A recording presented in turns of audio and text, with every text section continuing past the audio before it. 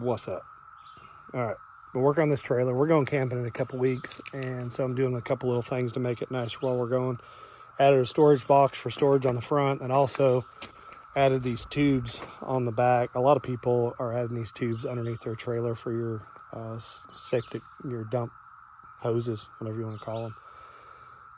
I end up going with you can get them on Amazon for like 49 bucks a piece. So I went ahead and went that route. Some people use the PVC like 5-inch.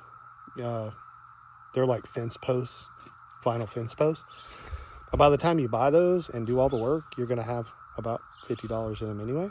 So I'm just going to buy the ones that are made for that. So they seem like they're pretty good quality. I just put them on. So I haven't used them, but this video is just to kind of show you like how they work and what I had to do to make them work on the trailer. So when you get them, they mount straight to the frame, or that's how they're designed.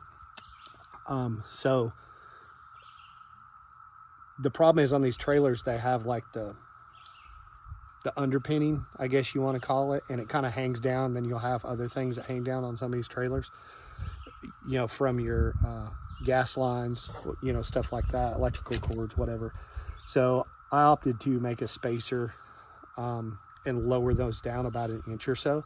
And that way it gives a little bit of room there for all that stuff. So look at your trailer before you do this, but that was my solution. I was gonna show you what I did. And to mount these, I just use some self-tapping screws. That's pretty normal on RVs. Everything's put together with self-tapping screws. But this is the setup that I got. So I put these, like I said, I got 2 of them and used a 1-inch square channel, or not square channel, but just square, and some steel there. I just cut it. It's like 1 inch. I just cut 45s and then self-tapped them in there, and then I just mounted those. Now I left an extra space. I bought a 4-foot piece and cut it in half. So I left an extra space there because I might put another one, or I might put something else there. I might put one of those the 5-inch from Home Depot, the way people do it, because they're a little bit bigger.